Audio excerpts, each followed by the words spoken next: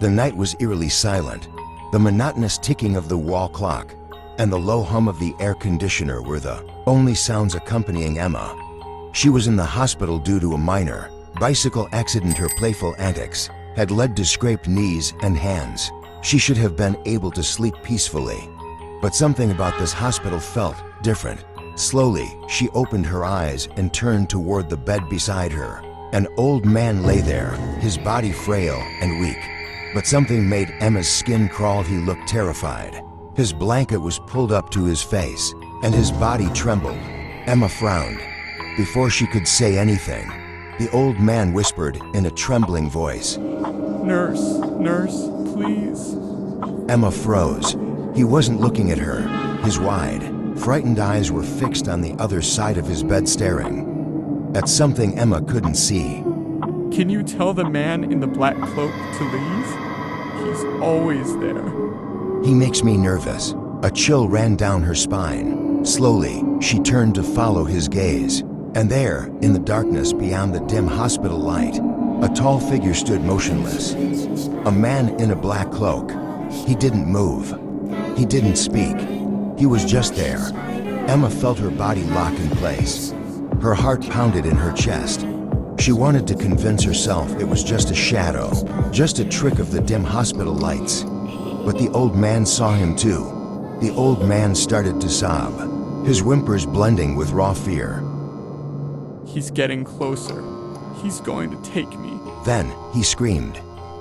"Nurse, help, please." Emma panicked and reached for the call button.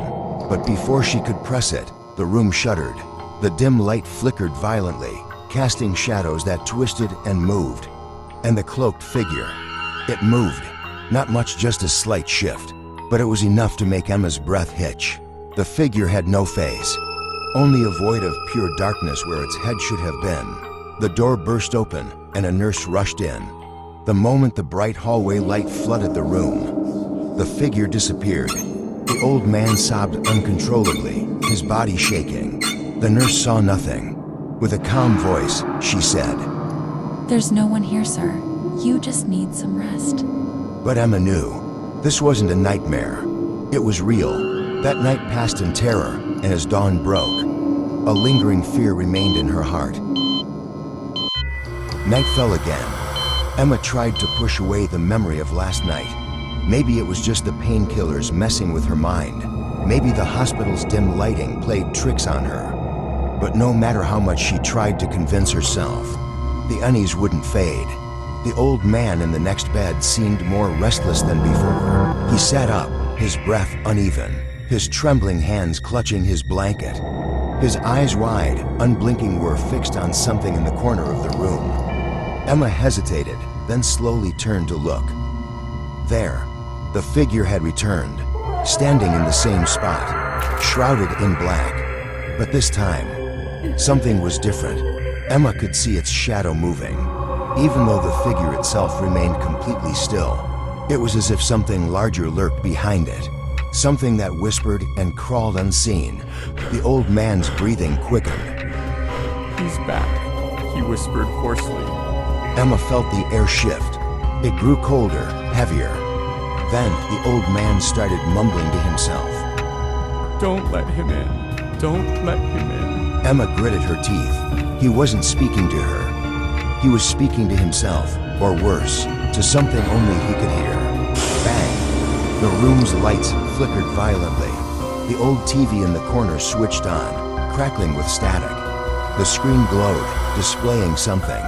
A distorted shadow, as if someone stood right in front of the camera. Emma's pulse raced. Behind the curtain separating their beds, something moved. The curtain swayed, gently. Not like it was stirred by the air conditioning.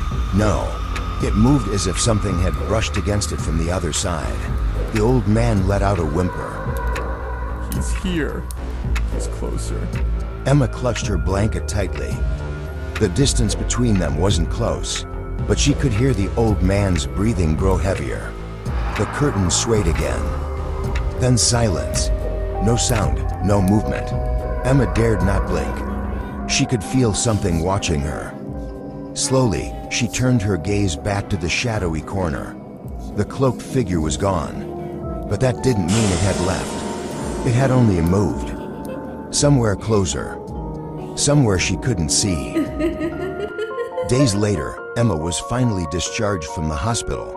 Relief flooded her as she stepped out into the fresh air. Yet, a lingering unease gnawed at her. She returned to the hospital for a follow-up appointment. When she entered her old hospital room, she noticed something different. No shadows, no black cloaked figure, no lingering fear. It was as if nothing had ever happened, but something still unsettled her. She turned to the nurse. The old man who was in the bed next to me. What happened to him? The nurse sighed. He passed away a few days ago. Emma swallowed hard. She had expected that answer, but hearing it still sent a chill through her. The nurse hesitated before adding, What is strange is, before he died, he kept whispering about someone in a black cloak. Emma stiffened. The nurse smiled reassuringly. But don't worry, it was probably just his imagination. This hospital isn't haunted. Emma forced a weak smile. As she walked toward the hospital exit, she passed by the glass doors. The reflection of patients and staff moving through the hall blurred together. But then in the darkened corner of the hallway, he stood there. The man in the black cloak, watching her, waiting. Emma didn't dare turn around. She lowered her gaze and walked faster. She knew. This wasn't over. Not yet.